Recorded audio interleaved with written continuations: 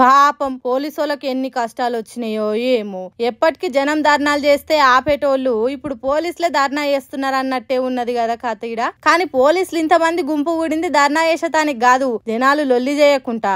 అవును, మీరు అన్నది నిజమే.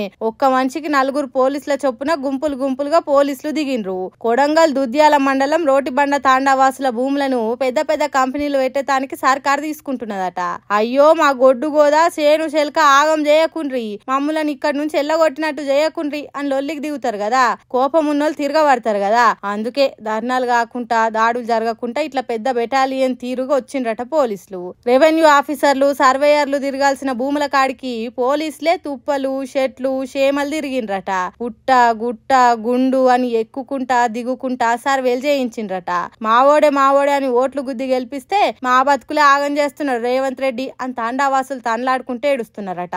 మా ఊర్లో ఏడ చూసినా పోలీసులే ఉంటున్నారు, మొత్తం పోలీసుల రాజ్యం చేసిండ్రు అని గోడ ఏడుస్తున్నారట. నవ్వేటోళ్ళ ముంగట్నే బొక్క బోర్ల పడ్డట్టే చేస్తున్నదట తెలంగాణ సర్కారు. పాలమూరు రంగారెడ్డి ప్రాజెక్టుకు జాతీయ హోదా సంపాదించుట్లా సత్కిల పడ్డదట. ఒకవేళ ప్రాజెక్టుకు హోదా సాధించటానికి సెంటర్ సర్కార్ మీద గట్టిగా ఫైటింగ్ చేస్తే, చేయాల్సిన ప్రయత్నాలు బలంగా చేస్తే ఇప్పుడు దక్షిణ తెలంగాణకు ఎంత ధైర్యం ఉండేదట. కానీ రాష్ట్ర సర్కార్ ఫైటింగ్ చేయలే, సెంటర్ సర్కార్ చేదోడుగు ఉంటనే లేదు. అందుకే హోదా అనేది ఒడిచిన ముచ్చట అన్నట్టు చెప్పిండ్రట. హోదా లేదు ఏం లేదన్నట్టే ఖరాఖండిగా చెప్పిందట సెంటర్ సర్కార్. మహబూబాబాద్ ఎంపీ బలరాం నాయక్ పార్లమెంట్ లో అడిగిన ఓ ప్రశ్నకు సెంటర్ నీళ్ల సహాయ మంత్రి రాజ్ భూషణ్ చౌదరి రాతపూర్వకంగా ఇగో గిట్ల సమాధానం చెప్పిండు. తెలుగు రాష్ట్రాలలో ఏ ఒక్క ఎత్తిపోతల ప్రాజెక్ట్ కు జాతీయ హోదా లేదు, అయినా జాతీయ హోదా ఇచ్చే పరిస్థితిలో కేంద్రం లేదని ఇగో గిట్ల రాసిచ్చిండట. అంటే చూడుండ్రి తెలంగాణ మీద సెంటర్ సర్కార్ కు ఎంత ప్రేమ ఉన్నదో అని కొందరు అంటున్నారట.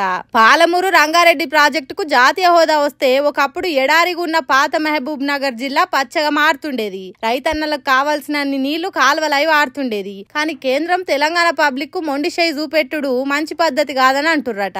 తెలంగాణ నుంచి ఓట్లేసి పార్లమెంట్ కు పంపితే అటు బీజేపీ లీడర్లు ఇటు కాంగ్రెస్ ఎంపీలు హోదా పట్టుకొచ్చుట్లా ఫెయిల్ అయిండ్రని అంటురు కొందరు.